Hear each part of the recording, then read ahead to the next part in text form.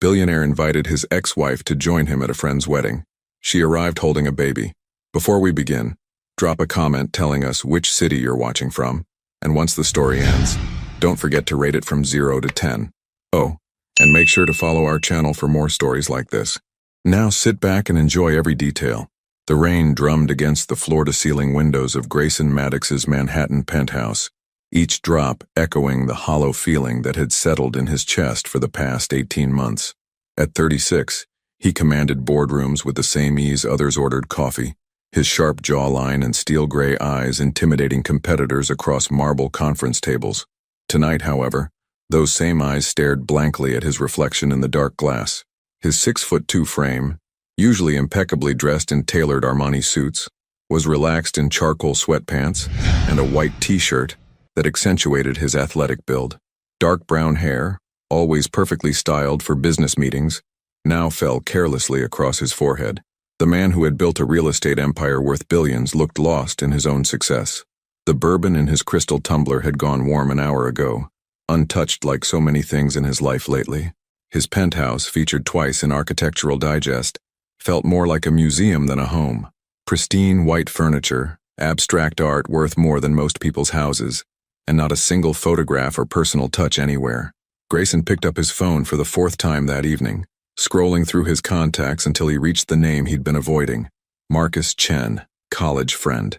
His thumb hovered over the call button before he finally pressed it. Gray? Jesus, man, it's been forever. Marcus's familiar voice filled the silence. I need Amelia's number. The words came out before Grayson could stop them, raw and desperate in a way that made him flinch. A long pause. Dude, are you sure that's a good idea? It's been over a year since I destroyed the best thing in my life. Grayson's voice cracked slightly. He cleared his throat, forcing his usual composure back into place. I know exactly how long it's been, Marcus. 1 year, 8 months, and 12 days. Gray, I can't stop thinking about her. Every deal I close, every success I achieve, it all feels empty without her there. He stood, pacing to the window where the city lights blurred together. I've tried moving on. God knows I've tried. But no one else comes close to Amelia. Marcus sighed deeply. She changed her number twice, you know, and her address. She really wanted a clean break from all of us. The words hit Grayson like a physical blow. Amelia Hart, with her warm honey-colored hair that caught sunlight like spun gold, her emerald green eyes that could see right through his carefully constructed walls, had erased him completely from her life. The woman who used to curl up against his chest on Sunday mornings, who made terrible coffee but perfect pancakes, who believed in him even when he didn't believe in himself. Please, Marcus. I need to make this right. Another pause. Longer this time. Callie and Owen's wedding is next Saturday. Big outdoor ceremony at the Vineyard in Sonoma. You remember Owen from college, right? Anyway, I might have mentioned to someone that you'd been asking about her. Grayson's heart stopped. Is she going? I honestly don't know, but Gray, if you're going to do this, you better be sure. She was different after the divorce. Quieter. Like some light went out of her. The guilt twisted in Grayson's stomach like a knife. He remembered their last conversation, how cold he'd been, how he'd convinced himself that wanting freedom was more important than the love in her eyes, how he'd walked away from a woman who had never asked him for anything except his heart. Give me her number. 20 minutes later, Grayson stared at his phone screen, Amelia's new number typed but not yet dialed. His hands, steady enough to sign billion-dollar contracts, trembled as he pressed call. 1 ring, 2, 3. Hello? Her voice was softer than he remembered, cautious in a way that made his chest ache. For a moment he couldn't speak, overwhelmed by memories of lazy Saturday mornings and whispered conversations in the dark. Amelia. Her name came out like a prayer. Silence stretched between them, heavy with everything unsaid. It's me, he continued, his voice barely above a whisper. I know I have no right to call. I know I hurt you, but I need to see you. Grayson. She said his name like it physically hurt, and he could picture her biting her lower lip the way she always did when she was fighting tears. Callie and Owen are getting married next Saturday. I was wondering, he took a shaky breath, would you come with me? As my date? I know it's crazy, and I know I don't deserve it, but I miss you so much it feels like I can't breathe sometimes. The silence stretched so long he thought she'd hung up. Then, barely audible, I'll be there. The line went dead, leaving Grayson staring at his phone in shock. She'd said yes.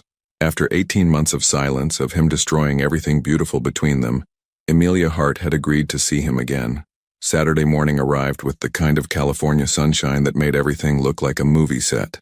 Amelia Hart stood in front of her bedroom mirror in her modest apartment in Palo Alto, adjusting the flowing fabric of her sage green dress for the third time. The color brought out her eyes, just like Grayson used to tell her during their marriage. She'd chosen it deliberately, though she wasn't ready to admit that to herself. At 29, Amelia possessed a natural elegance that expensive clothes couldn't create. Her honey blonde hair fell in soft waves past her shoulders, and her skin had the healthy glow of someone who spent time outdoors. She'd always been beautiful, but there was something different about her now.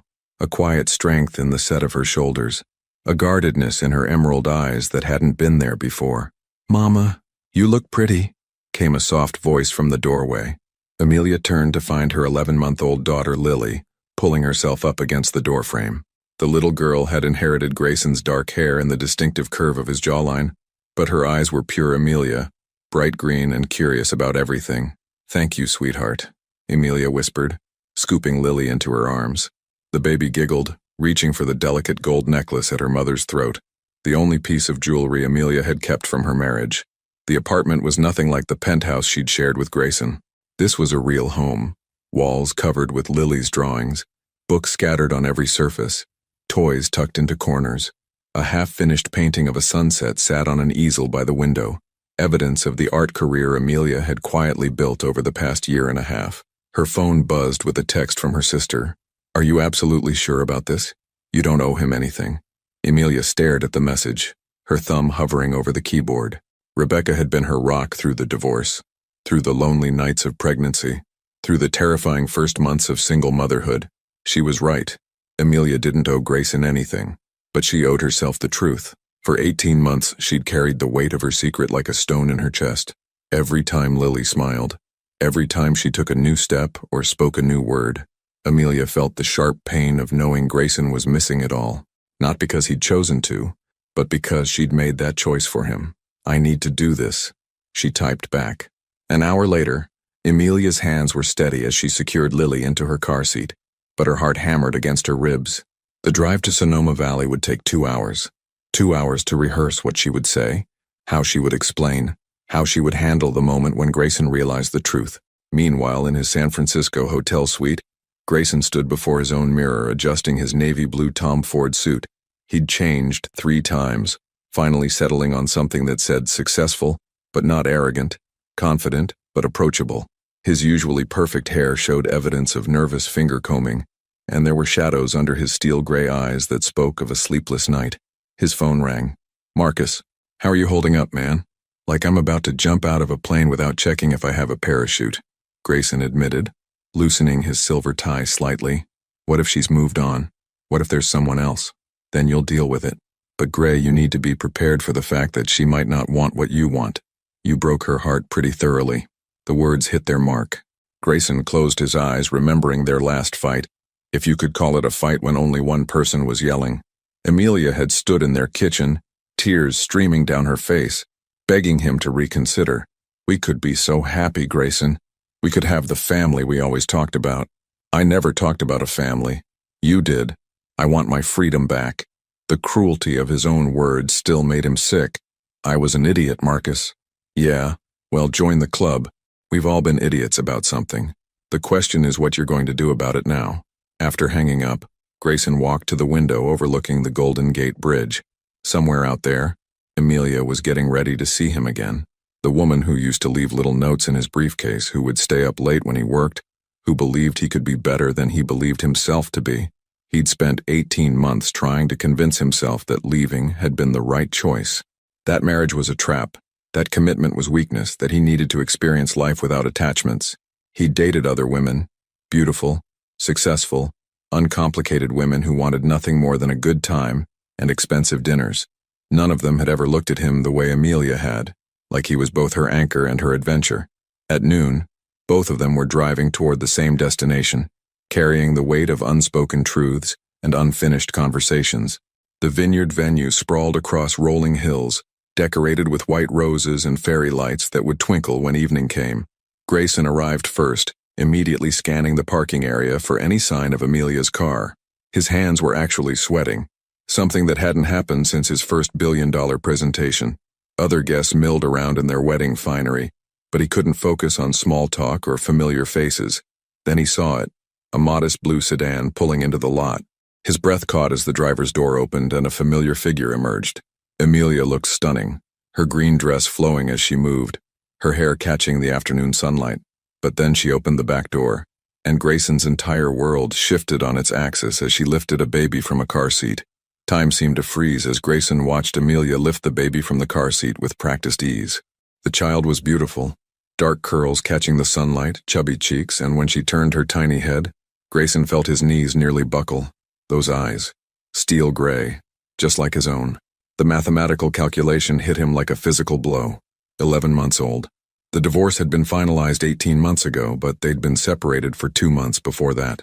The timing was perfect. Horrifically, devastatingly perfect. Jesus Christ, he whispered, his voice lost in the gentle breeze that rustled through the vineyard. Amelia spotted him across the parking lot, and for a moment, neither of them moved. She stood there in her sage green dress. The baby, his daughter, oh God, settled comfortably on her hip like she'd been doing this dance for months. Which, Grayson realized with growing horror, she had been. Other wedding guests flowed around them like water around stones, chattering about the beautiful weather and the romantic venue, completely oblivious to the silent earthquake happening between two people who had once promised to love each other forever. Amelia took a shaky breath and began walking toward him. Each step felt like an eternity. Grayson's mind raced through fragments of memory, Amelia's morning sickness during their last month together, which she'd blamed on stress, the way she'd been so emotional about his leaving, begging him to stay in a way that had seemed almost desperate at the time. She'd been pregnant, she'd been carrying his child, and he'd walked away. "Hello, Grayson." Her voice was steady, but he could see the rapid pulse at her throat, could read the anxiety in the way she unconsciously tightened her hold on the baby. Amelia, his name for her came out hoarse.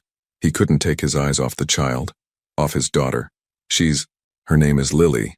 Amelia's chin lifted slightly, that familiar gesture of quiet defiance he remembered from their marriage whenever she was preparing to stand her ground. Lily Rose. Rose. Amelia's middle name, the name he'd whispered against her skin on their wedding night. How old? The question scraped against his throat like broken glass. 11 months and 2 weeks. The admission hung between them like a confession. Grayson did the math again, hoping desperately that somehow he'd been wrong, that there was another explanation. But the numbers were unforgiving, just like the familiar curve of the baby's jawline, the way she had his mother's nose. Mine? The single word contained 18 months of questions, regret, and desperate hope. Amelia's eyes filled with tears she refused to let fall. Yes. The world tilted. Grayson reached out blindly, his hand finding the nearest car to steady himself. 18 months. He'd missed 18 months of his daughter's life. Her first smile, her first word, her first step, all of it gone. Irretrievable, because the woman he'd claimed to love had hidden it from him. Why? The word exploded from him louder than he'd intended, causing several nearby guests to glance their way with curiosity. He forced his voice lower, but the pain bled through anyway. "Why didn't you tell me?" Lily chose that moment to babble something that sounded remarkably like "Dada," reaching her tiny hands toward Grayson with the fearless curiosity of a child who didn't yet understand that the world could be cruel. The sound broke something inside him. Without thinking, he stepped closer, and Amelia, perhaps seeing something in his face, perhaps remembering the man she'd once loved, shifted Lily slightly toward him. "Can I?" His voice cracked completely. Amelia nodded, and suddenly Grayson was holding his daughter for the first time. Lily was solid and warm against his chest, smelling like baby shampoo and something uniquely her own. She stared up at him with those familiar gray eyes, completely unafraid, and made a soft cooing sound that went straight to his heart. "Oh God," he breathed, his arms instinctively adjusting to support her better. "Oh, Amelia, she's perfect." Tears were streaming down Amelia's face now, 18 months of carefully controlled emotions finally breaking free. "You said you didn't want children. You said you wanted your freedom. What was I supposed to do? Chase after a man who'd made it clear that the idea of a family was suffocating him? You were supposed to tell me." His voice rose again before he caught himself, not wanting to frighten Lily. You were supposed to give me the choice. You made your choice when you walked away from our marriage. I was scared. The admission tore from him like a physical wound. I was terrified of becoming my father, of failing you both, of being trapped in something I wasn't good enough for. But I never would have abandoned my child, Amelia. Never. Lily had fallen asleep in his arms, her tiny fist curled against his shirt. The sight of her, so small, so trusting, made his chest ache with a love so fierce it was almost violent. She looks like you, Amelia whispered, her anger deflating into something softer, more vulnerable. She has your stubbornness, Grayson replied, noting the determined set of the baby's mouth even in sleep. And probably your intelligence, thank God.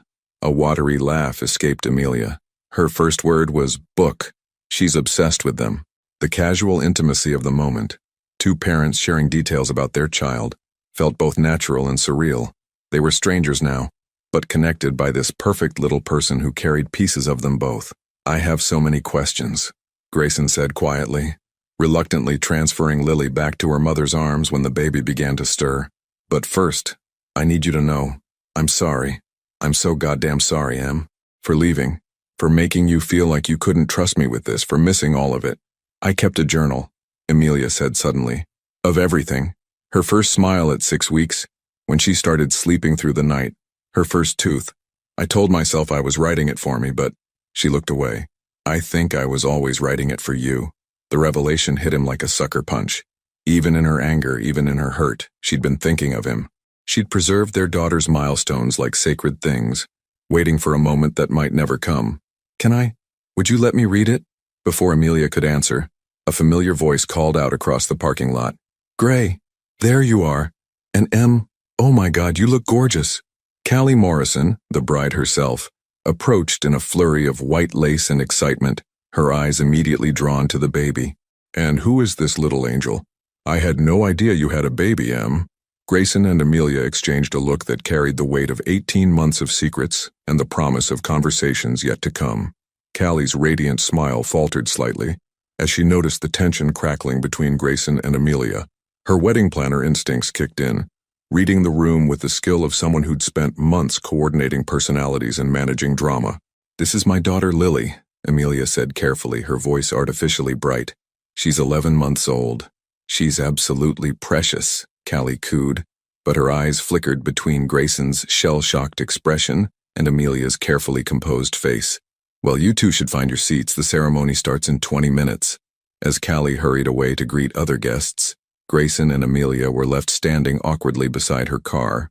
The weight of 18 months of secrets and unspoken truth settled between them like a physical presence. We need to talk, Grayson said quietly. Not here. Amelia adjusted Lily on her hip, the baby now fully awake and taking in the vineyard scenery with wide, curious eyes. After the ceremony, they walked toward the ceremony area in tense silence, other guests nodding politely as they passed. Grayson couldn't help but notice how naturally Amelia had slipped back into social mode, smiling at acquaintances, making small talk, all while balancing a baby with the ease of practiced motherhood. The wedding was being held in a natural amphitheater surrounded by grapevines, white chairs arranged in neat rows facing an altar, decorated with cascading roses and eucalyptus. It was exactly the kind of romantic setting that once would have made Grayson uncomfortable, but now all he could focus on was the woman beside him and the child she held. They found seats in the back row, Amelia strategically choosing the aisle in case Lily became fussy. As they settled in, Grayson noticed other guests stealing glances at them, some curious, some knowing. He realized that to the outside world they probably looked like a happy family. The irony was devastating. Does she usually do well at events like this? He asked quietly, watching Lily examine the program with the intense concentration only babies could manage. She's actually very social. She loves music and crowds, Amelia replied, then seemed to catch herself sharing intimate details. The wall went back up. She'll be fine. The string quartet began playing, and Owen appeared at the altar with his groomsmen. Grayson remembered him from college. A good guy, steady and reliable in ways Grayson had never been. The kind of man who probably never walked away from the woman he loved because he was afraid of commitment. As the processional began, Lily clapped her hands together in delight at the music, earning soft chuckles from nearby guests. The sound made Grayson's chest tight. How many moments like this had he missed? How many times had his daughter laughed or smiled or done something adorable, and he hadn't been there to see it?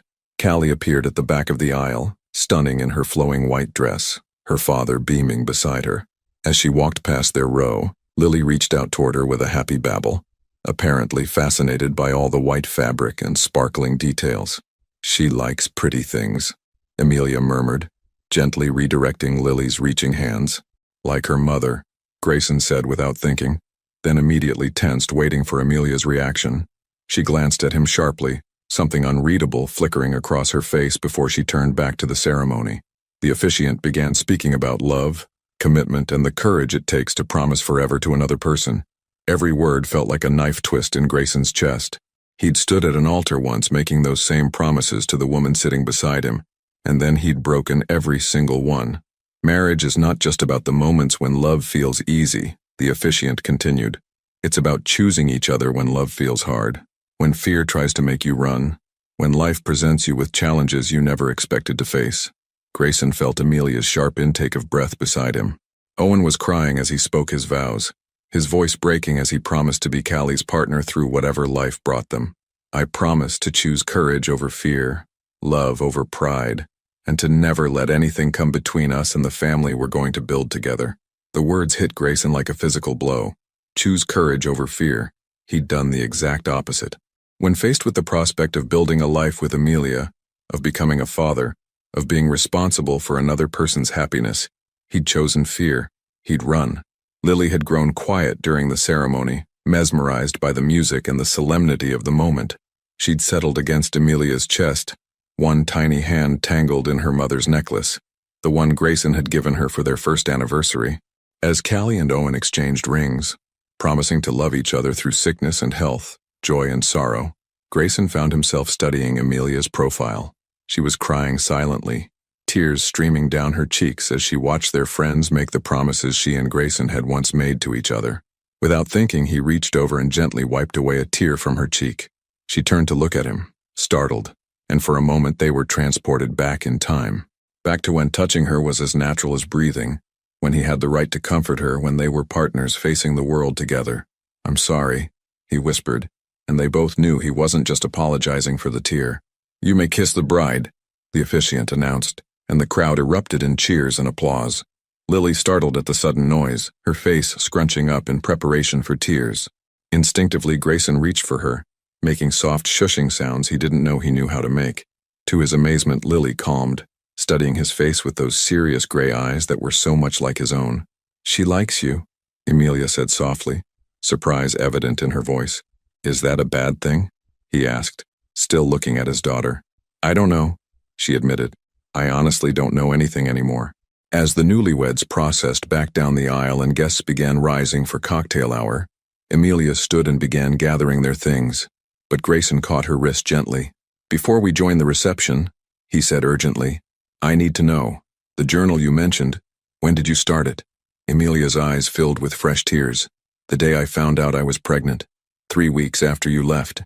The timeline crashed over him like a wave. 3 weeks.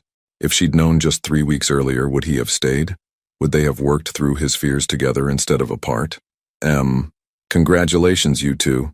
Marcus Chen appeared beside them, grinning widely before taking in their expressions. "Oh, is everything okay?" Grayson looked at his oldest friend, then at Amelia, then at the daughter he'd just discovered existed. Nothing was okay. Everything had changed, and he had no idea how to fix any of it.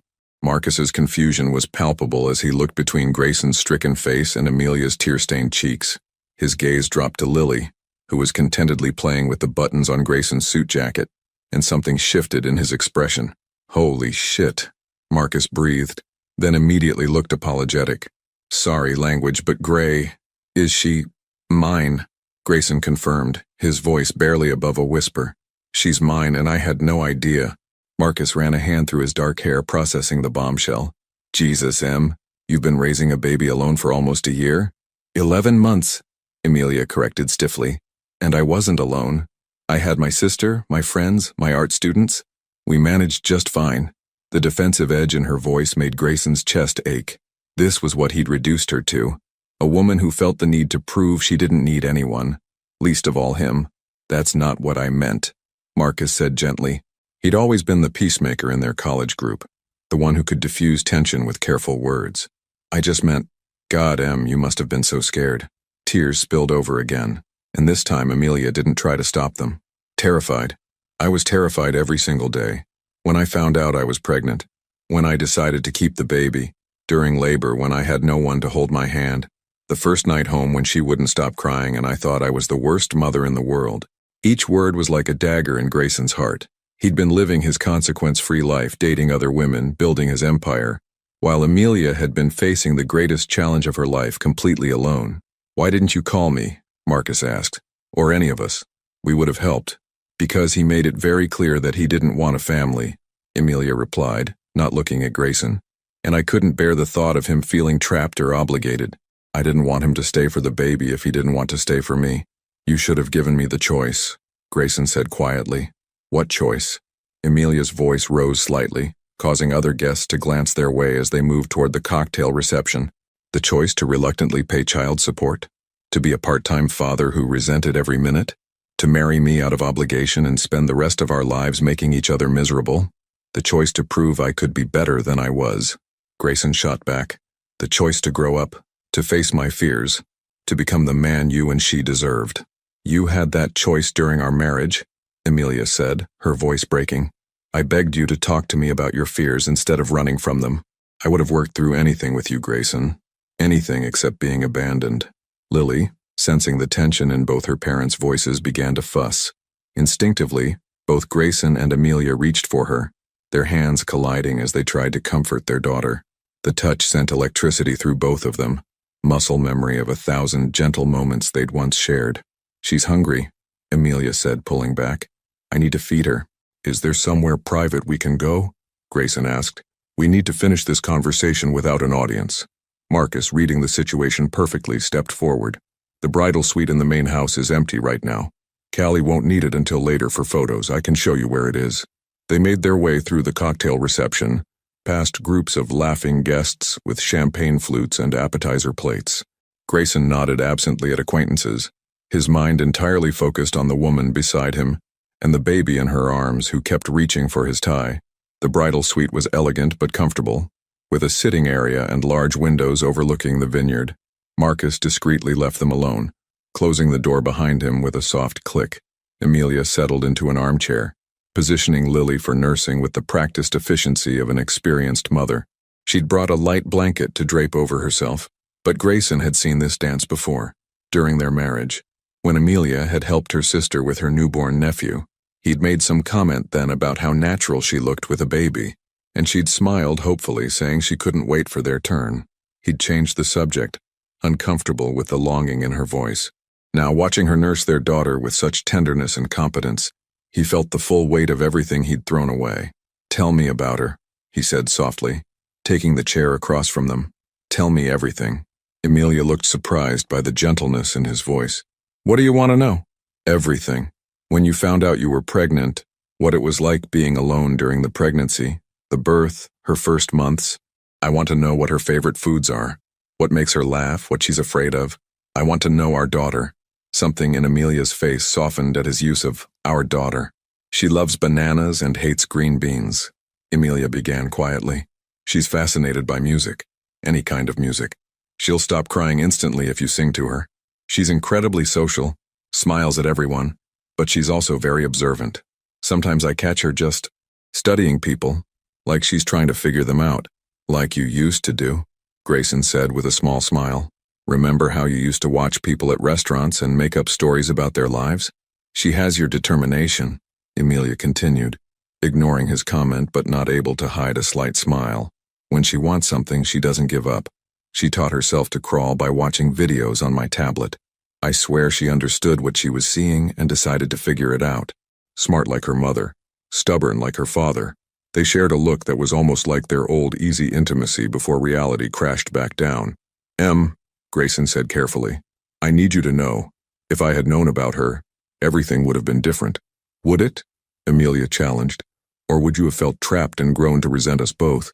I don't know, he admitted, the honesty costing him. I was so afraid of becoming my father, distant, cold, more married to his work than his family. I thought if I stayed single, I could never hurt anyone the way he hurt my mother. So instead, you hurt me worse than he ever could have." The words hung in the air like a slap. Lily had finished nursing and fallen asleep in her mother's arms, completely peaceful, despite the emotional storm swirling around her. "I know," Grayson whispered, "and I'll regret that for the rest of my life. But I'm here now, Em. I'm here and I want to be part of her life. Part of both your lives, if you'll let me." Amelia looked down at their sleeping daughter, then back at him with eyes full of pain and uncertainty. "It's not that simple, Grayson. You can't just show up after 18 months and expect everything to be fine. She doesn't know you. And I don't know if I can trust you not to leave again when things get hard." The silence stretched between them, heavy with 18 months of hurt and the weight of decisions that couldn't be undone. Outside the bridal suite windows, the reception was in full swing, laughter and music drifting up from the vineyard below, a stark contrast to the emotional battlefield inside the room. Grayson leaned forward in his chair, his hands clasped tightly together. "What would it take, Em? What would I need to do to prove that I'm not going anywhere this time?" "I don't know if anything could prove that," Amelia replied honestly, adjusting Lily's sleeping form against her chest. "You were my husband, Grayson. We made vows to each other, promised to work through problems together, and at the first sign of real commitment, the possibility of children, you ran. If marriage wasn't enough to keep you, what could be?" The words cut deep, because they were true. He had run. When faced with Amelia's growing desire for a family, her gentle hints about the future they could build together, he'd felt the walls closing in. Every conversation about baby names or nursery colors had felt like a chain around his throat. "I was a coward," he said simply. "I was 28 years old and terrified of becoming like my father. He was never present, Em. Even when he was physically there, he was thinking about the next deal, the next acquisition. My mother spent my entire childhood competing with his business for his attention, and she always lost. So you decided the solution was to never try at all?" "I decided the solution was to be honest about what I couldn't give you." His voice rose slightly, old frustration bleeding through. "I thought I was doing the right thing by letting you go so you could find someone who could give you the family you wanted. That wasn't your choice to make for me," Amelia said fiercely, and Lily stirred at the change in her voice. She automatically lowered her tone, rocking gently. "I didn't want someone else, Grayson. I wanted you. I would have rather had a childless life with you than a perfect family with anyone else." The admission hit him like a physical blow. "You don't mean that." "I absolutely mean that. And the fact that you don't know that, don't understand that, proves how little you actually knew me despite 3 years of marriage." Before Grayson could respond, his phone buzzed with a text message. He glanced at it automatically, then froze. The message was from Victoria Ashford, the woman he'd been casually seeing for the past 2 months. "Missing you tonight. Can't wait to see you tomorrow. I have something exciting to tell you. XOXO." Amelia, sitting close enough to see his phone screen, went completely still.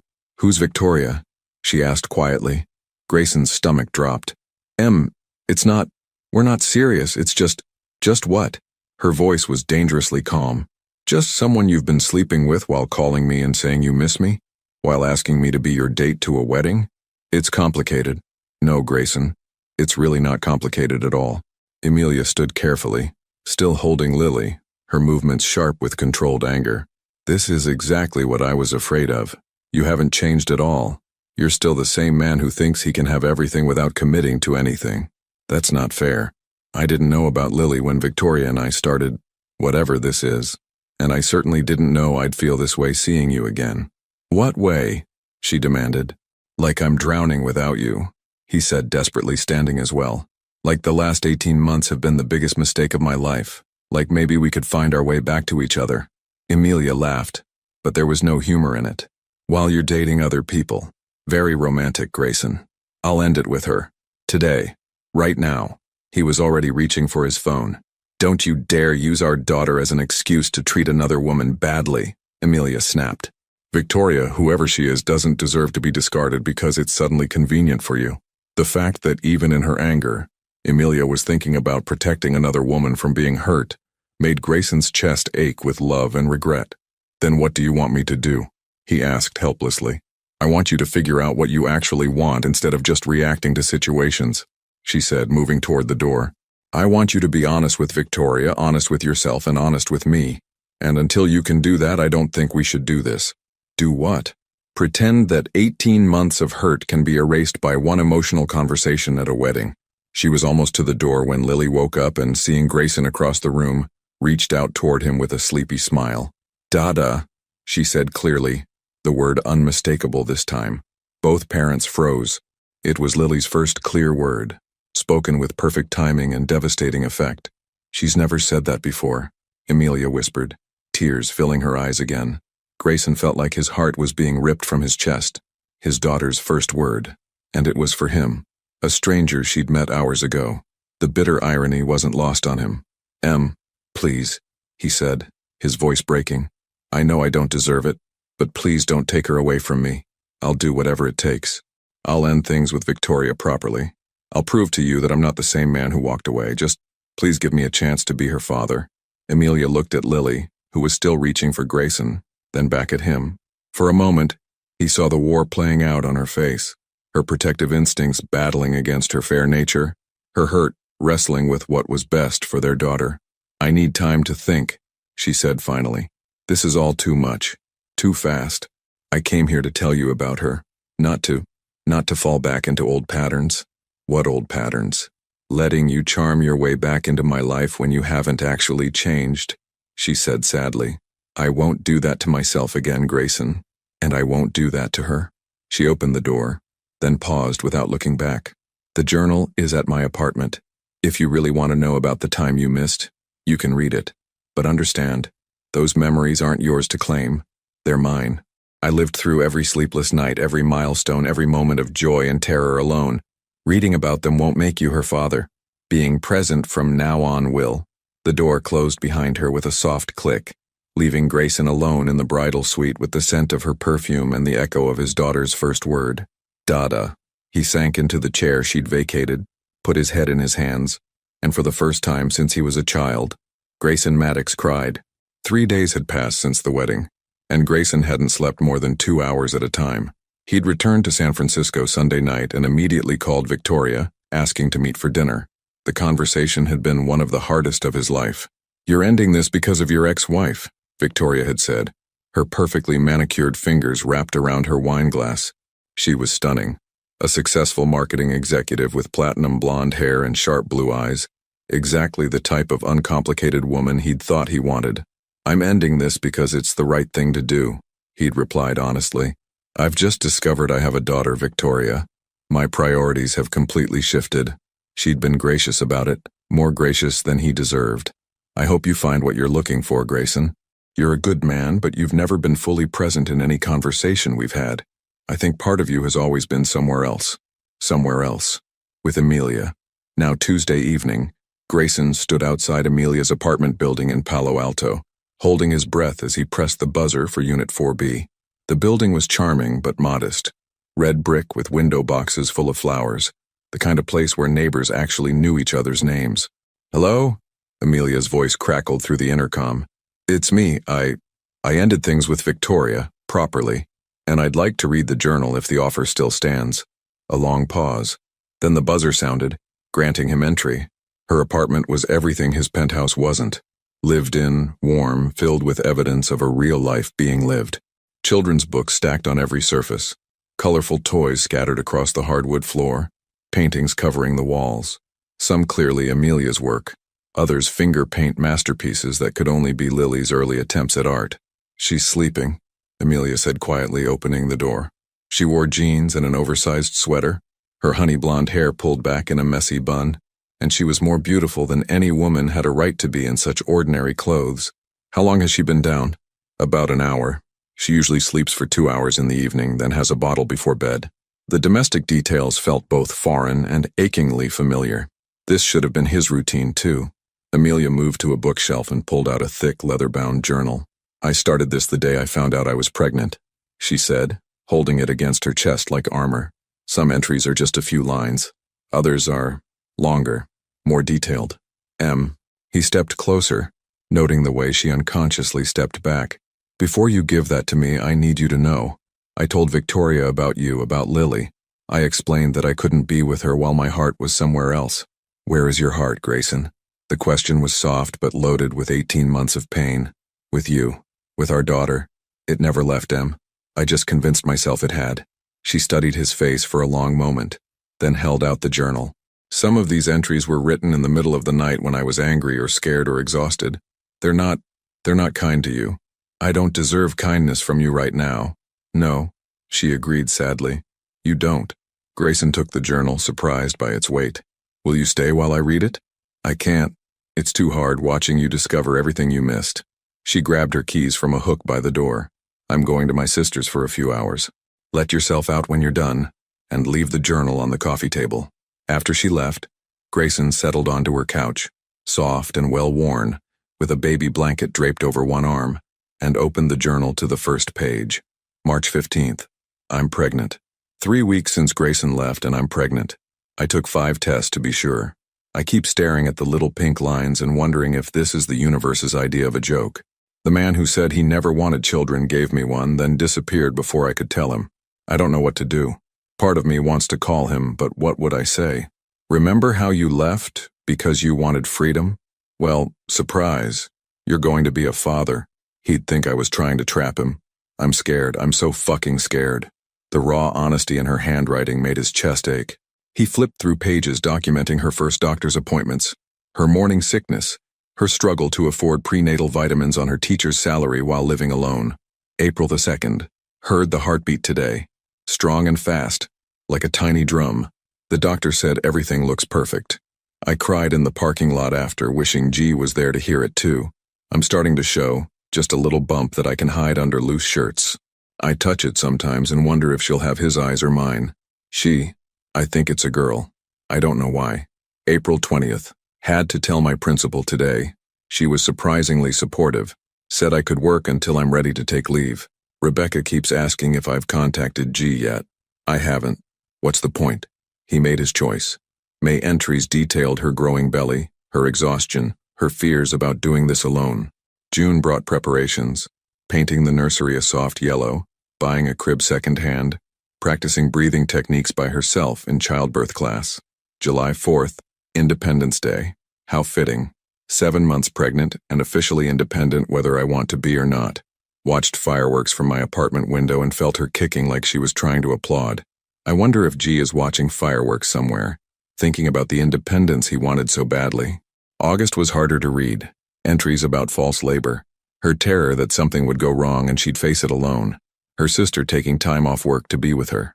August 15th. She's here. Lily Rose Hart.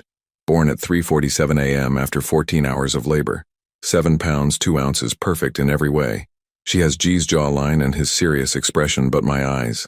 She barely cried when they put her on my chest. Just stared at me like she was trying to memorize my face. I've never felt love like this. It's terrifying and overwhelming and perfect. I wish G could see her. Even after everything, I wish he could see how beautiful she is. Grayson had to stop reading, his vision blurred by tears. He'd missed it. He'd missed the birth of his daughter, missed those first precious moments because he'd been too much of a coward to face his fears. The entries continued. Sleepless nights, feeding schedules, Lily's first smile at 6 weeks, her first laugh at 3 months. Emilia documented everything with the dedication of someone who understood that memories were precious things that could be lost, if not carefully preserved. October 30th. Elle rolled over today. I was changing her diaper and suddenly she flipped onto her tummy looking so proud of herself. I clapped and cheered and she laughed like she knew she'd done something amazing. I took 12 pictures and a video, but none of them capture how perfect the moment was. I caught myself reaching for my phone to call G and tell him. Old habits. December 1st. First tooth. Elle was fussy all day, drooling everywhere, and I finally felt the tiny, sharp edge poking through her bottom gum. She bit my finger and looked so surprised when I yelped. Even teething, she's gorgeous. I wonder if G is thinking about us at all, if he ever wonders what he's missing. December 25th. Elle's first Christmas. Rebecca came over, brought way too many presents. Elle was more interested in the wrapping paper than the toys. She sat in a pile of shredded paper laughing and trying to eat it, and I thought my heart might burst. I bought G a Christmas card. I wrote it and sealed it and addressed it, then threw it away. What would I say? Merry Christmas from the family you didn't want? The recent entries were shorter, documenting Lily's growing personality, her attempts to crawl, her babbling that sometimes sounded like real words. March 10th. Elle said something that sounded like mama today. Rebecca insists it was just babbling, but I swear she was looking right at me. I cried happy tears for an hour. March 28th. G called. After 18 months of silence, he called. His voice sounded different. Older, maybe sadder. He asked me to go to Callie's wedding with him. I said yes before I could stop myself. I don't know what I'm doing. But maybe it's time Elle met her father. Maybe it's time I stopped carrying this secret alone. The final entry was dated the day after the wedding, April 15th. I told him. I showed him his daughter and watched his world fall apart. He looked at Elle like she was a miracle and a tragedy all at once. He cried when she said, "Dada." I've never seen Grayson cry. I'm scared to hope, but I can't help it. The way he looked at her, the way he held her. Maybe people really can change. Maybe some mistakes can be forgiven. But I won't risk my heart again unless I'm sure. Elle deserves a father who won't disappear when things get difficult. I deserve a partner who chooses courage over fear. I just don't know if G is capable of being either of those things. Grayson closed the journal, overwhelmed by the weight of everything he'd missed, everything Amelia had endured alone. He'd spent 18 months living a hollow life while she'd been here, growing into motherhood, documenting their daughter's milestones with the hope that someday he might want to know about them. He pulled out his phone and began typing a text message. I read every word. I'm sorry isn't enough, but I'm going to spend the rest of my life trying to be the man you both deserve, the father she needs, the partner you should have had from the beginning. He hesitated, then added, I love you, Em. I love our daughter, and I'm not going anywhere ever again. Just as he hit send, he heard a soft cry from down the hall. Lily was awake. Grayson stood frozen in Amelia's living room as Lily's soft cries echoed from down the hall. Every instinct told him to go to her, but he had no idea what to do with a fussy 11-month-old. What if he made things worse? What if he scared her? The crying intensified and suddenly his paralysis broke. This was his daughter and she needed someone. Even if he didn't know what he was doing, he had to try. He found her in a small nursery painted soft yellow, standing in her crib with tears streaming down her chubby cheeks. The room was simple, but filled with love, handmade mobile with felt animals, family photos on the dresser, a rocking chair by the window with a worn stuffed elephant perched on the arm. Hey there, sweetheart, he said softly, approaching the crib slowly. It's okay. Daddy's here. The word felt strange on his tongue, but also completely natural. Lily looked up at him with those familiar gray eyes, her crying tapering off to confused hiccups. She'd been napping in a pink onesie with tiny butterflies, her dark curls matted against one side of her head. Did you have a good nap? He asked, reaching into the crib carefully. She came to him willingly, her small body warm and solid against his chest. The trust in her gesture made his throat tight with emotion. She smelled like baby powder and something uniquely her own, sweet and clean and perfect. As he held her, she studied his face with the intense curiosity Amelia had described, one tiny hand reaching up to touch his jaw with surprising gentleness. You're so beautiful, he whispered, just like your mama. Lily babbled something that might have been a response, then suddenly twisted in his arms, pointing toward the kitchen with determination. Hungry? He guessed. Baba, she said clearly, and his heart skipped. Her second word, and he was here to witness it. In the kitchen, he found bottles in the refrigerator and a chart on the wall detailing Lily's feeding schedule, nap times, and favorite foods. Amelia had thought of everything, creating a system that would help anyone caring for their daughter. Had she made this chart hoping that someday he might need it? While the bottle warmed, Lily entertained herself by dropping wooden spoons from her high chair and watching them clatter to the floor. Each time she looked at Grayson expectantly until he picked them up, then immediately dropped them again with a delighted giggle. This is a game to you, isn't it? He said, retrieving the spoons for the fourth time. Her answering grin was so much like Amelia's it took his breath away. The bottle was perfect temperature, something he'd learned from watching Amelia at the wedding. And Lily settled into his arms contentedly, her eyes drifting closed as she drank. This was what he'd missed. Not just the milestones and firsts, but these quiet, ordinary moments that made up the fabric of parenthood. His phone buzzed with Amelia's response to his earlier text. Actions, not words, Grayson. She's probably awake by now. Her evening bottle is in the fridge. He smiled, typing back one-handed while Lily finished eating. Already on it. She said, Baba, is that new? The reply came quickly. That's her word for bottle. You're witnessing her vocabulary expansion in real time. She's incredible, Em. I can't believe she's mine. She's ours. Those two words hit him harder than any love poem ever written. She's ours. Not his, not Amelia's, but theirs. A family, fractured but maybe not beyond repair. After Lily finished her bottle, Grayson wasn't sure what came next. Bath time? Playtime? Another nap? He found himself wishing desperately that he'd paid more attention during their marriage when Amelia had talked about her sister's children, describing bedtime routines and developmental milestones. Lily solved the dilemma by crawling determinedly toward a basket of toys in the living room. She was faster than he'd expected, moving with the focused intensity of someone with places to go and things to explore. "What did you find?" he asked, sitting cross-legged on the floor beside her as she pulled out a set of colorful blocks. For the next hour they played together on the living room rug. Lily showed him how she could stack 2 blocks before knocking them down with glee. She brought him books wanting him to read the same picture book about farm animals 6 times in a row, pointing at the cow and making a sound that was almost moo. When she got frustrated trying to fit a square block into a round hole, he gently showed her the matching shape, watching her face light up with understanding. When she succeeded, she clapped for herself, and he found himself clapping along, both of them celebrating her tiny triumph. "You're so smart," he told her, meaning it completely. "You get that from your mama, too." The front door opened just as Lily was demonstrating her ability to pull herself up on the coffee table. Amelia stood in the doorway, taking in the scene, Grayson on the floor surrounded by toys, their daughter showing off her newest skill, both of them completely absorbed in each other. "How long has she been able to do that?" Grayson asked, steadying Lily as she wobbled on unsteady legs. "About a week," Amelia said quietly, setting down her purse and joining them on the floor. "She's getting close to walking. Maybe another month or 2. Would you call me when she takes her first steps?" The question came out more vulnerable than he'd intended. "I know I don't have the right to ask, but I don't want to miss any more firsts." Amelia looked at him for a long moment, taking in his rumpled shirt, the way Lily had apparently wiped her face on his expensive tie, the complete transformation from billionaire businessman to devoted father sitting on a toy-strewn rug. "I got your text," she said finally, and I want to believe you.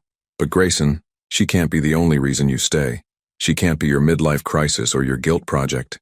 If you're going to be in her life, you have to be all in, even when the novelty wears off, even when she's sick or cranky or going through terrible phases. I understand. Do you? Because parenting isn't just the cute moments and milestone celebrations. It's 3 a.m. fevers and teething pain and toddler tantrums and teenage rebellion. It's putting someone else's needs before your own every single day for the rest of your life. Are you ready for that? Lily, apparently sensing the serious tone of the conversation, crawled over to Amelia and pulled herself up using her mother's legs. Amelia automatically lifted her, settling her on her hip with the unconscious grace of practiced motherhood. "I don't know if I'm ready," Grayson admitted, "but I know I want to learn. I know that holding her feels like coming home to a place I didn't know I'd been searching for. I know that reading your journal made me understand what I threw away when I left you." "What did I throw away, Grayson?" The question was quiet but loaded with meaning. "Everything," he said without hesitation. "Love, partnership, the chance to build something beautiful together, the chance to be the man you believed I could be instead of the coward I chose to be." Lily babbled and reached for him, apparently wanting both parents' attention. Without thinking, both Grayson and Amelia moved closer, creating a small circle around their daughter. For a moment, they looked like what they could have been all along, a family. "I won't lie to you, Em," Grayson continued, his voice rough with emotion. "I'm terrified. I'm terrified of screwing this up, of letting you both down, of becoming my father. But I'm more terrified of losing you again, of missing her childhood, of spending the rest of my life knowing I had everything I ever really wanted and was too stupid and scared to fight for it." Amelia's eyes filled with tears, but she didn't look away. "If we do this, if we try to rebuild some kind of relationship, it can't be about going back to what we had before. That's gone. We'd have to start over, build something new, with who we are now. I know, and it can't happen overnight. Trust is earned, Grayson. Day by day, choice by choice, action by action." "I know," he repeated.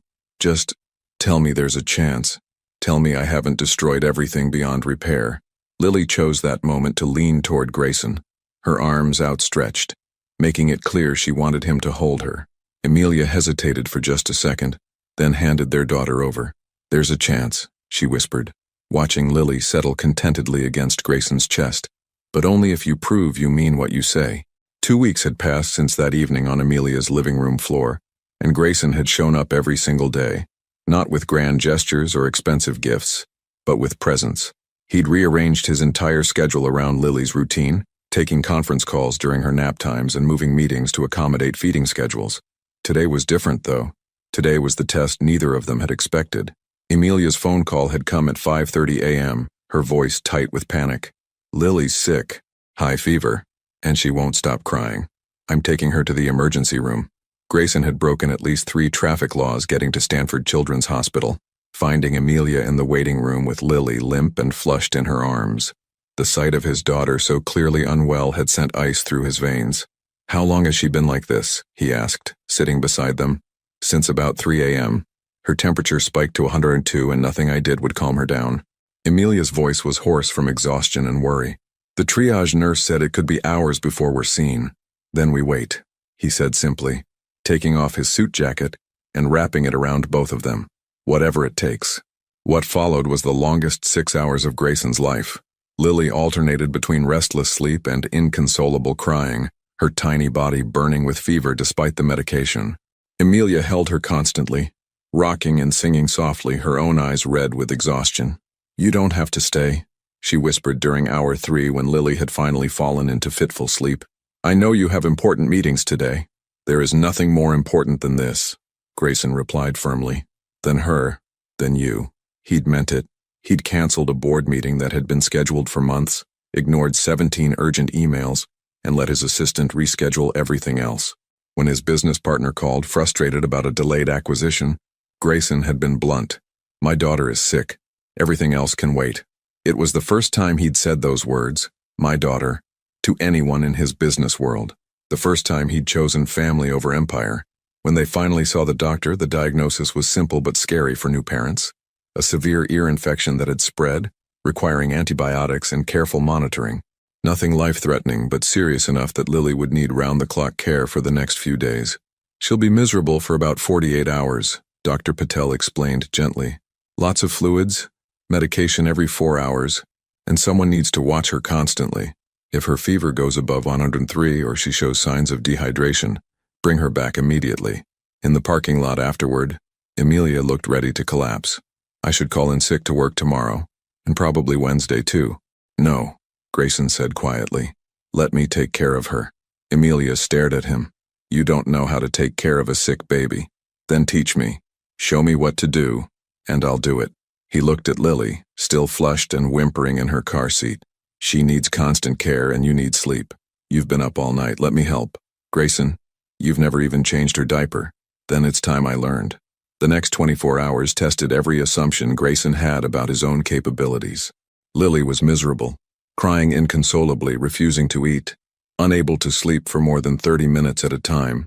Her fever made her clingy and confused, wanting comfort but too uncomfortable to accept it. Amelia showed him how to take her temperature, how to measure the antibiotic precisely, how to recognize signs that would require another hospital trip. Then, despite her obvious reluctance to leave them alone, she went home to shower and rest. "Call me if anything changes," she said for the 5th time, lingering by the door of his penthouse. "I mean anything.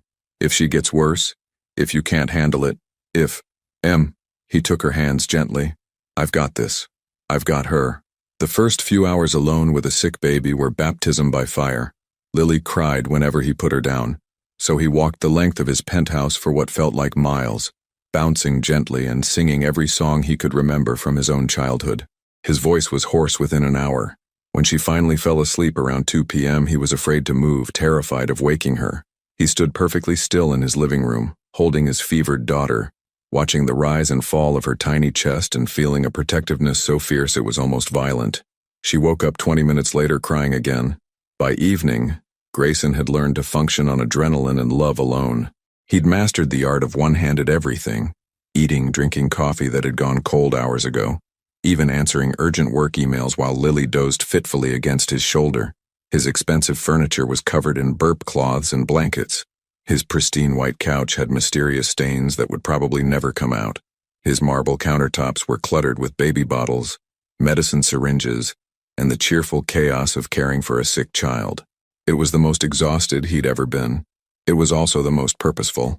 When Amelia returned at 8 p.m. expecting to find chaos or crisis, she found Grayson on the floor of his living room, Lily finally sleeping peacefully in his arms. He was still wearing his dress shirt from that morning, now wrinkled and stained, his hair disheveled from hours of running his hands through it. "How is she?" Amelia whispered. "Better, I think. Her fever broke about an hour ago and she kept down a full bottle." His voice was rough with exhaustion, but his eyes were bright with something that looked like wonder. "She's been sleeping for almost an hour. And how are you?" Grayson looked up at her. This woman who had been doing this alone for 11 months, who had faced every crisis and celebration without backup, who had somehow managed to raise their daughter into the perfect little person currently drooling on his shirt. "I'm understanding why you were so angry with me," he said quietly. "Not just for missing the good parts, but for leaving you to handle all of this alone. The worry, the responsibility, the constant fear that you're not doing enough or doing it right." Amelia sat down beside them carefully, her hand automatically going to check Lily's forehead for fever. It's terrifying sometimes, being the only one who knows her tells, her needs, her little quirks, being the only one responsible for keeping her safe. "You don't have to be the only one anymore," Grayson said, meeting her eyes. "If you'll let me, I want to share it all. The 3 a.m. fevers and the first steps and everything in between." Something in Amelia's expression shifted. A wall coming down, a door opening just a crack. "She threw up on your Armani shirt," she observed with the ghost of a smile. "I noticed. Worth every penny." He looked down at Lily, still sleeping against his chest. "I called Marcus today, asked him to recommend a pediatrician. I want her to have her own doctor, someone who knows her history, and I want to be listed as an emergency contact. Grayson, I also called my lawyer," he continued quietly. "Not for custody or anything adversarial. I want to start paying child support retroactively. Every penny you've spent on her since she was born, plus ongoing support. And I want to set up a college fund." Tears filled Amelia's eyes. "You don't have to do that." "Yes, I do. She's my responsibility too. She always was." He shifted slightly, careful not to disturb Lily. "I made an appointment with a family therapist for tomorrow. Dr. Sarah Kim. She was recommended as someone who specializes in helping families navigate situations like ours. You want us to go to therapy? I want to do whatever it takes to be the father she deserves and the partner you deserve. If that means therapy, parenting classes, learning to change diapers without panicking, whatever it takes." For a long moment they sat in silence, both watching their daughter sleep. Outside, San Francisco was coming to life with evening activities. But inside Grayson's penthouse the world had narrowed to this small, perfect moment. "She really likes you," Amelia said finally. "Even sick, she kept reaching for you when I tried to take her. She's incredible, Em. Both of you are." His voice broke slightly. "I'm sorry it took almost losing you to make me realize what I had." Amelia leaned against his shoulder, careful not to jostle Lily, and for the first time in 18 months, they felt like a family again. "We have a long way to go," she whispered. "This doesn't fix everything." "I know, but it's a start." Just then Lily stirred in his arms, her eyes fluttering open. Instead of crying, she looked up at both her parents and smiled, her first real smile since getting sick. "Mama," she said clearly, reaching for Amelia, then turning to Grayson with that same bright smile. "Dada." Both parents started crying at the same time. 6 weeks later, Grayson sat in Dr. Kim's office across from Amelia, their weekly therapy session having become as routine as Lily's bedtime stories. Their daughter was with Rebecca today, giving them space to work through the complicated process of rebuilding trust and redefining their relationship. "How are you both feeling about the progress you've made?" Dr. Kim asked, her gentle voice filling the comfortable office space. "Different," Amelia said honestly, tucking a strand of honey blonde hair behind her ear. "Good different, but it's still scary sometimes. Letting myself believe this is real." Grayson leaned forward slightly, his gray eyes focused entirely on Amelia. "What would make it feel more real for you?" It was the kind of question he never would have asked 18 months ago, direct, vulnerable, putting her needs ahead of his own comfort. Dr. Kim had taught him to lead with curiosity instead of defensiveness, to listen for the emotion beneath Amelia's words, instead of just preparing his response. "Time," Amelia replied. "More time of you showing up consistently. More proof that when things get difficult you won't run again." What if I told you I wanted to make it permanent? The words came out before Grayson could second-guess them. What if I told you I want to marry you again? Dr. Kim raised an eyebrow. They hadn't discussed this in their sessions. Amelia went completely still, her emerald eyes searching his face. Is that what you want? Marriage? She asked quietly. I want forever with you and Lily, he said without hesitation. I want us to be a real family, not just two people co-parenting. I want to wake up next to you every morning and fall asleep holding you every night. I want to be there for every milestone, every bedtime story, every scraped knee, and every triumph. Grayson, I know I don't deserve it. I know I threw away our first marriage like it meant nothing, and I know words are just words. But I'm not the same man who left you, Em. These past 6 weeks with you and Lily have changed me in ways I didn't know were possible. Amelia was crying now, tears streaming down her face as 18 months of carefully constructed walls began to crumble. I'm so scared of believing you, of letting myself love you again and having you decide it's too much. Then don't believe me, Grayson said, standing and moving to kneel in front of her chair. Believe this. He pulled out a small velvet box, but it wasn't what Amelia expected. Instead of a diamond ring, it held a simple silver band with a small charm, a tiny footprint no bigger than a dime. This is Lily's footprint from her birth certificate, he said, his voice thick with emotion. I had it made into a charm. I know I wasn't there when she was born, but I want to carry that moment with me for the rest of my life, as a reminder of what I almost missed, and what I'll never take for granted again. Amelia took the box with shaking hands, touching the tiny footprint charm with reverence. There's something else, Grayson continued, reaching into his jacket pocket. This time, he pulled out a simple platinum band. Elegant but understated, nothing like the elaborate diamond ring he'd given her for their first engagement. This is for you, but only if you're ready, only if you believe I've earned the right to ask. He took a shaky breath. Amelia Rosehart, will you marry me again? Not because of Lily, not because of guilt or obligation, but because I love you more than I've ever loved anything in my life. Because I want to spend every day for the rest of our lives proving I'm worthy of the gift you're giving me. The office was completely silent except for Amelia's soft crying. Dr. Kim sat quietly in her chair, giving them space for this moment that had been building through weeks of honest conversation and hard work. The ring is beautiful, Amelia whispered, but I need you to understand something. If I say yes, if we do this again, there are no more second chances. This is it, Grayson. Forever means forever. I wouldn't want it any other way. And it won't always be easy. Marriage is messy and complicated and sometimes boring. There will be days when Lily is cranky and I'm exhausted and you're stressed about work, and we'll have to choose each other anyway.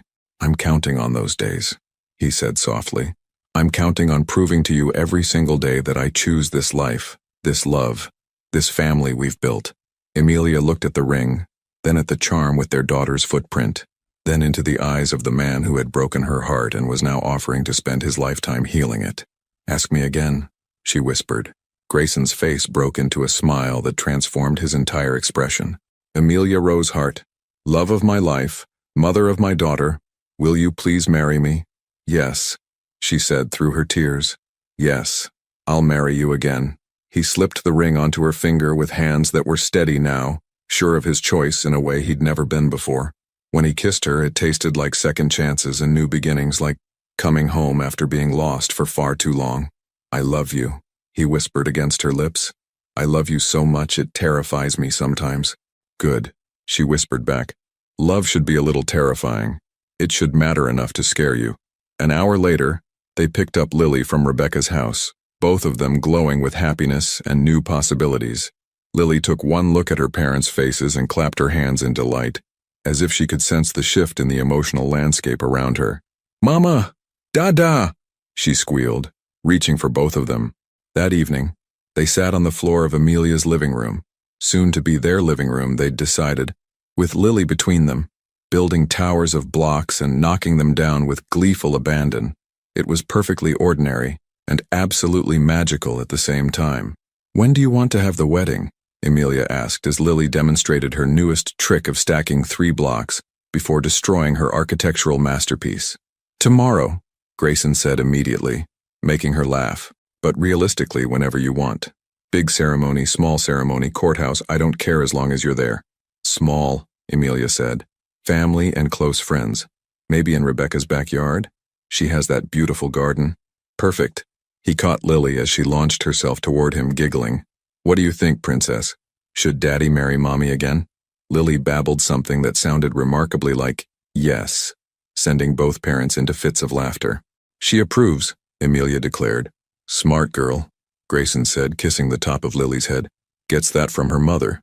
As the evening wound down, and they went through Lily's bedtime routine together, bath, bottle, stories, and songs, Grayson felt a peace he'd never experienced before. This was what happiness looked like. Not the hollow achievement of closing another deal or acquiring another property, but this, his daughter's sleepy smile, his fiancé's hand in his, the promise of thousands of ordinary, extraordinary evenings just like this one. I love our life, he said as they tucked Lily into her crib, watching her drift off to sleep with her thumb in her mouth and her stuffed elephant clutched against her chest. So do I, Amelia replied, leaning into his side. And Grayson, I forgive you. Completely. For all of it. He turned to face her in the dim nursery, overwhelmed by the generosity of her heart. I don't know if I deserve that. You don't have to deserve forgiveness, she said softly. That's the whole point.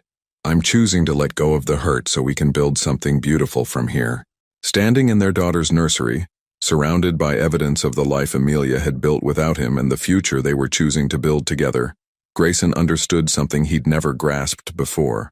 Love wasn't about deserving or earning or being worthy.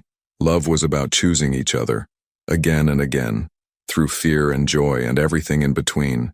He'd almost lost everything that mattered because he'd been too afraid to choose love when it felt scary. He wouldn't make that mistake again. I love you, Amelia Maddox-to-be, he whispered, using her future name for the first time. I love you too, she whispered back. Welcome home, Grayson. Welcome home.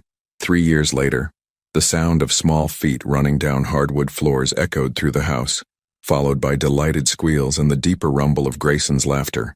Amelia smiled from her position at the kitchen counter, where she was putting finishing touches on a birthday cake decorated with rainbow sprinkles and 4 tiny candles.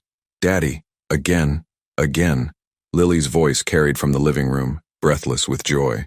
One more time, princess, then we need to help Mommy get ready for your party, Grayson's voice replied, and Amelia could hear the smile in it. At 4 years old, Lily was a perfect blend of both her parents. She had Grayson's determination and analytical mind, but Amelia's warmth and creativity. Her dark curls had grown longer, often adorned with whatever hair accessories she'd chosen that morning, and her gray eyes sparkled with intelligence and mischief in equal measure. The house they'd bought 18 months ago in Palo Alto was everything their old penthouse hadn't been. Warm, lived in, filled with the beautiful chaos of family life. Lily's artwork covered the refrigerator, photo albums documented every milestone and ordinary moment, and the backyard featured a swing set that Grayson had spent an entire weekend assembling with more enthusiasm than skill. Mommy, look what Daddy taught me. Lily burst into the kitchen, her cheeks flushed with excitement. She demonstrated a perfect cartwheel, landing with her arms raised in triumph. That was amazing, sweetheart. Amelia clapped, then caught Grayson's eye as he appeared in the doorway. Should I be worried about what else Daddy is teaching you? Only the important stuff, Grayson grinned, swooping Lily up for a hug, like how to negotiate for extra bedtime stories and the proper technique for making pancake art. He looked different now, still handsome and successful, but softer somehow. His steel gray eyes held a contentment that had never been there during their first marriage. He wore jeans and a casual button-down instead of his usual suits on weekends, and there was often paint or Play-Doh under his fingernails from various art projects with Lily. Speaking of pancake art, Amelia said, your daughter requested dinosaur pancakes for her birthday breakfast tomorrow. Dinosaur pancakes are serious business, Grayson replied solemnly, making Lily giggle. I'll need to consult my reference materials tonight. The doorbell rang, signaling the arrival of the first birthday party guests. Within minutes, the house was filled with the cheerful chaos of 4-year-olds, Rebecca and her family, Marcus and his wife, and several other friends whose children had become Lily's playmates. Amelia watched from the kitchen as Grayson played party games with a group of preschoolers, his expensive shirt forgotten as he crawled around on hands and knees pretending to be a lion. The man who had once been terrified of commitment was now the father who showed up to every school play, who knew all the words to Frozen songs, who could braid hair and tie tiny shoes and kiss scraped knees better. He's really changed, hasn't he? Rebecca said quietly, joining her sister by the window. Completely, Amelia replied, her wedding ring catching the afternoon sunlight. Sometimes I look at him with her and wonder how I ever doubted he could be this kind of father. Because he didn't know he could be either, Rebecca observed wisely. Some people need to be shown what they're capable of before they can believe it themselves. The party was a perfect chaos of laughter, cake, and presents. Lily opened each gift with genuine delight and impeccable manners, thanking each friend personally. When she opened the gift from her parents, an art easel with her name painted in rainbow letters, her face lit up like Christmas morning. "Now I can paint like Mommy," she declared, launching herself at both parents for a group hug that nearly knocked them over. As the afternoon wound down and guests began to leave, the Maddox family settled into their evening routine. Lily, exhausted from excitement and sugar, fell asleep during her bedtime story, and Grayson carried her to bed with the gentle expertise of practice. Later, Amelia and Grayson sat on their back porch with glasses of wine, watching the stars appear in the clear California sky. The swing set stood silhouetted against the evening light, and they could hear the soft sounds of their neighborhood settling into night. Dogs barking in the distance, the murmur of other families' conversations through open windows. "Do you remember what you said to me that night at the vineyard?" Amelia asked, curled against Grayson's side on the porch swing he'd installed last spring. "That I missed you, that you wanted to live the world." She smiled up at him. "Did you ever regret giving that up?" Grayson was quiet for a moment, considering the question seriously. "You know what I discovered? The world isn't out there somewhere, waiting to be lived. It's right here. It's Lily learning to ride her bike and skinning her knee and getting back up anyway. It's you singing off-key in the shower and burning dinner because you got distracted by a painting. It's ordinary Tuesday nights and birthday parties and the way Lily says, 'I love you,' with chocolate cake on her face." He paused, pressing a kiss to the top of her head.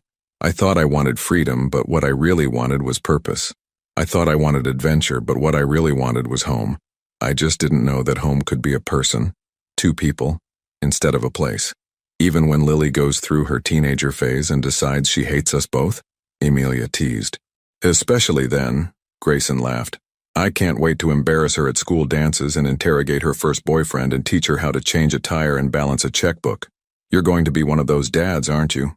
The overprotective kind." "Absolutely, I have a lot of lost time to make up for." They sat in comfortable silence, watching fireflies begin to dance in their backyard. This was their life now. Not perfect, but real. There were still challenges, moments of stress and disagreement and the ordinary difficulties of marriage and parenthood, but they faced them together, with the hard-won wisdom that love was a choice made new each day. "Grayson?" Amelia's voice was soft in the evening air. "Thank you for coming back to us. Thank you for becoming the man we needed you to be.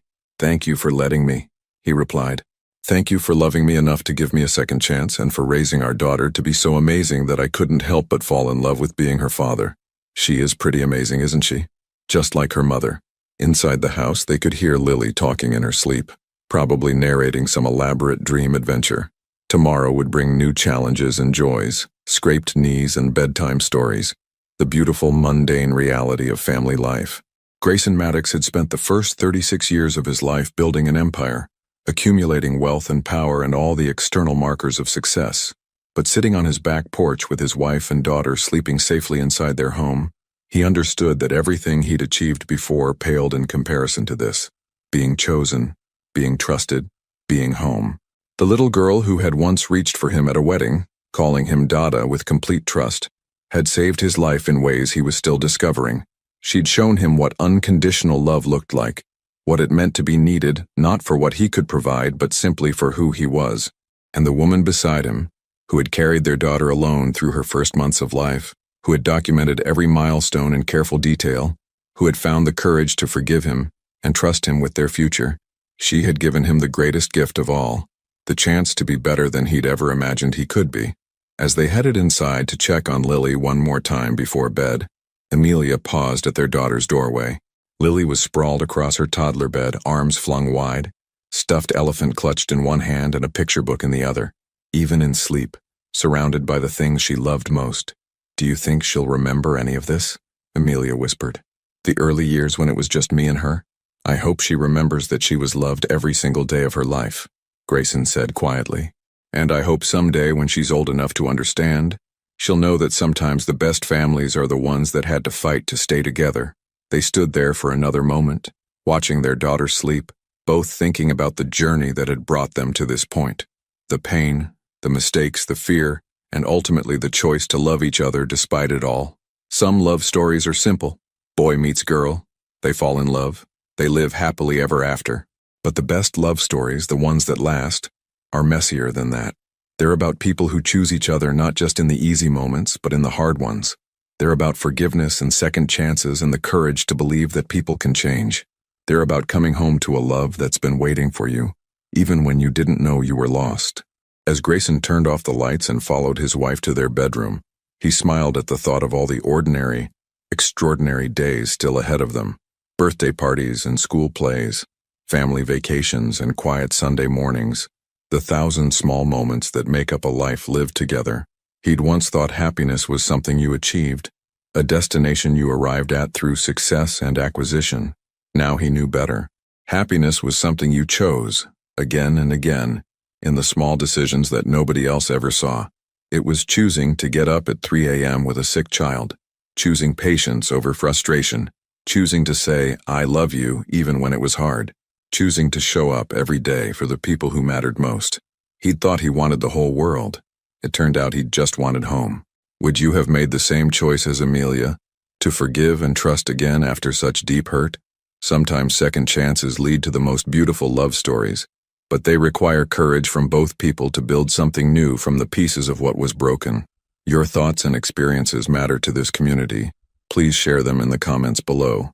Your participation means a lot to the channel, and your stories might inspire someone else who's facing a similar crossroads in their own life. Thank you for watching. If you enjoyed the story, please subscribe to our channel and leave a comment below letting us know what you thought. Your feedback and support mean a lot to us. Stay tuned for more exciting stories.